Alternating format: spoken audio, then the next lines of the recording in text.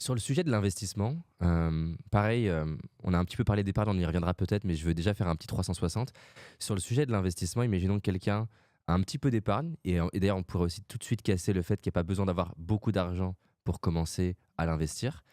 Et en fait, moins tu as d'argent, plus tu dois investir. OK, tu vas m'expliquer ça et donc beaucoup je pense qu'un des freins pareil sur l'investissement, c'est: «J'y comprends rien, l'immobilier c'est compliqué, la bourse ça fait peur, en plus ça monte, ça descend». Moi, je suis assez fan et j'encourage beaucoup de personnes qui ne veulent pas beaucoup s'intéresser à l'argent à mettre de l'énergie sur les ETF parce que je trouve que bon donc tu vas le définir parce que je pense que j'aurais du mal à le définir exactement, mais en tout cas l'idée que ça puisse être un genre de panier d'actions fait que je prends moins de risques parce que j'investis sur, enfin si je prends par exemple moi j'investis sur entre autres MSCI World, donc l'économie globale, j'ai, peu de chances à long terme de perdre vu que l'économie elle, globalement si on regarde les 50-100 dernières années, elle est toujours en croissance.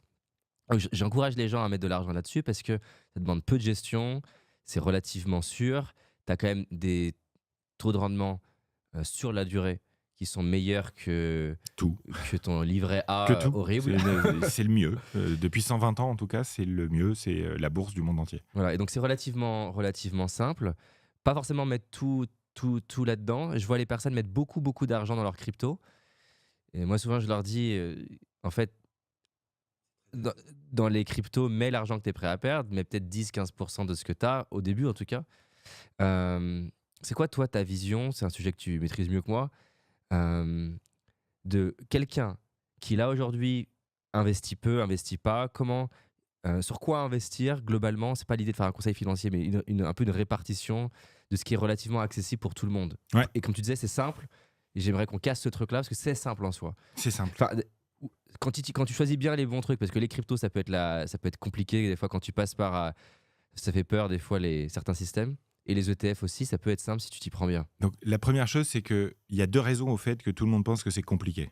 C'est parce qu'en fait, l'industrie financière, pour justifier ses frais, te fait penser qu'investir, c'est compliqué, c'est risqué, et du coup, ça nécessite l'aide d'un professionnel. J'ai mis longtemps à le comprendre, ça. C'est parce que, en fait, investir, c'est différent de spéculer. Spéculer, c'est essayer d'acheter au plus bas pour vendre au plus haut.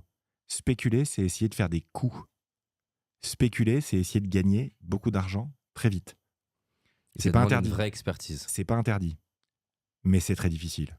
C'est un métier, et il se trouve que 60% des gérants professionnels, sur un an, font moins bien que le Que le CAC marché. 40 ou le S&P 500, le marché global. Sur 10 ans, c'est 90% des gérants. C'est-à-dire que des êtres humains qui réussissent dans la durée, longtemps, à faire mieux régulièrement que le CAC 40, le S&P 500 ou le MSCI World que tu mentionnais, ça n'existe pas. Donc en fait, ça veut dire quoi? Ça veut dire Ouais, peut-être que pour bien expliquer, parce que je pense que c'est clé. Moi, au début, je comprenais pas ce que c'était, les index, les ETF, etc. Tu as 10 000 euros. Au lieu de dire je mets 10 000 euros dans trois boîtes, Apple, Nvidia et j'en sais rien, Facebook, c'est comme si ces 10 000 euros, je vais les dispatcher sur 1000 boîtes ou 10 000, ou en tout cas le CAC 40, les 40 plus grosses, ce qui fait que mon risque, il est réparti. Donc même si je ne faisais rien pendant 10 ans, je vais mieux performer en moyenne que 90% des personnes qui vendent des prestations, enfin qui vendent un accompagnement, je sais pas quel est le terme, mais en tout cas une gestion, qui vendent un service de gestion de mon argent. La plupart des gens qui sont professionnels, avec en plus les frais qu'ils prennent, vont sous-performer par rapport à si je faisais rien pendant 10 ans. exactement. Et ça, mais Donc je en le fait, répète parce que ouais, ouais, moi j'ai mis ouais, du temps à le comprendre. ça fait partie des très grandes vérités de l'argent. C'est-à-dire, l'argent, la première grande vérité, c'est qu'il faut dépenser moins que ce que tu gagnes. C'est le point de départ. Si tu fais pas ça, tu fais rien d'autre. La clé, c'est de dépenser moins que ce que tu gagnes. Et de commencer comme ça avec ton tout premier salaire. Si tu commences comme ça avec ton tout premier salaire, tu le feras toute ta vie. Attends, ça, je répète ça parce que c'est important. Les gens, ils se disent, je vais faire ça quand je gagnerai plus d'argent. Et en fait, ça marche pas. Il n'y a pas de solution. Tu vois, C'est-à-dire, Johnny Depp, il n'y c'est a une pas de solution. catastrophe. Il n'y a pas de solution. La seule solution, c'est que la première fois de ta vie que tu gagnes de l'argent, tu dépenses pas tout. Yes.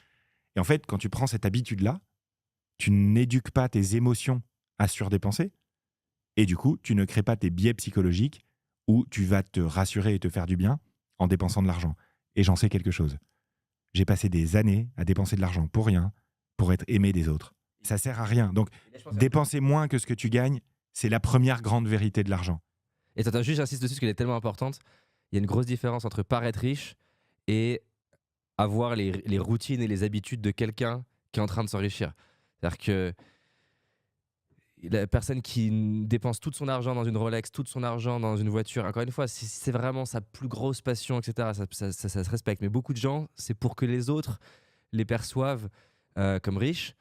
Et non, mais ça, c'est un truc aussi, je veux insister d'ailleurs là-dessus, que les gens ne réalisent pas. C'est à quel point c'est vertueux d'avoir de l'argent. C'est-à-dire qu'en fait, quand tu as de l'argent, ton banquier, il est prêt à t'aider un peu plus.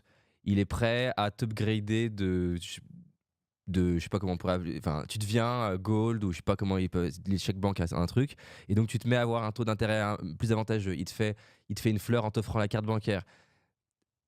C'est un truc de fou. C'est-à-dire qu'en fait, tu gères un peu mieux ton argent et il y a plein de trucs vertueux. Plein d'effets positifs derrière. C'est en fait, tu sais, on dit souvent, c'est un proverbe religieux, mais c'est pas le sujet là. On dit souvent aide-toi et le ciel t'aidera. En gros, fais un truc bien et t'auras de la chance, quoi. En gros, c'est un peu C'est ça marrant que parce que c'est. hier matin, Sébastien Chabal, il a fini l'interview en disant aide-toi et les autres t'aideront. Donc tu vois, c'est une variation de ça. Voilà, ça marche aussi. C'est marrant, je suis un immense fan de rugby. Donc Bah, tu vois, Chabal, il a signé le ballon là. Ah, là, je suis un peu jaloux, tu vois. Donc, première chose, on dépense moins que ce qu'on gagne. Ouais. Deuxième chose avec l'argent, on ne se compare pas aux autres. C'est ton argent, c'est ta vie. Il n'y a aucune raison de se comparer aux autres, en fait. C'est vraiment la chose qui peut être intéressante pour se motiver, c'est éventuellement de se comparer à la moyenne des gens. Ça peut être intéressant parce que ça permet de se situer. Ok. Donc, tu sais, par exemple, qu'en France, les gens en moyenne, ils mettent 16% de ce qu'ils gagnent de côté. Ça s'appelle le taux d'épargne. Ok. C'est pas mal quand même déjà. Tu sais par exemple qu'il y a 120 000 personnes qui sont surendettées en France. Tu sais qu'il y a 500 000 personnes en France qui sont en difficulté financière. Tu sais qu'il y a l'immense majorité des Français qui ont déjà payé des agios sur leur découvert. Donc si tu le fais toi aussi, Ça, tu te c'est sens moins horrible, ça. coupable. Si tu sais que c'est l'immense majorité des Français qui font ça, tu vas plus facilement en parler. Si tu en parles, tu vas recevoir de l'aide, tu vas recevoir des conseils, tu vas recevoir des encouragements, tu vas recevoir de la force en fait, tout simplement. Donc, ne dépensez moins que ce qu'on gagne. Ne pas se comparer. Si tu ne te compares pas, tu vas oser en parler. D'accord ? Oser en parler. Ne pas se comparer. C'est vraiment hyper important. Et ensuite, il y a deux choses à faire. La première, c'est une épargne de précaution, un fonds d'urgence, c'est-à-dire de la thune au cas où tu as un problème. Que je ne touche pas. Et ça, Logiquement. déjà, ça te détend, si tu veux. Quand tu as ça, quand tu as 3 à 6 mois de salaire ou de revenus de côté quelque part qui t'attendent, bon bah, tu dors mieux. Déjà, t'es plus tranquille, parce que si demain matin, la bagnole, elle tombe, il faut mettre tes enfants, moi ça m'est arrivé dans une école spécialisée, d'un coup, tu dois mettre, je sais pas moi, soutenir d'un coup un membre de ta famille qui a un gros problème, tu vois, un décès, il faut aider, enfin tu vois, au moins t'as ça. D'ailleurs, Donc sur Trade c'est Republic, beaucoup moins de stress, si tu veux. tu peux créer plusieurs comptes de savings et les nommer. C'est quelque chose que vous... Non, c'est pas un truc qu'on fait, nous, parce que c'est déjà une étape un peu plus avancée, je dirais, dans la gestion de son argent.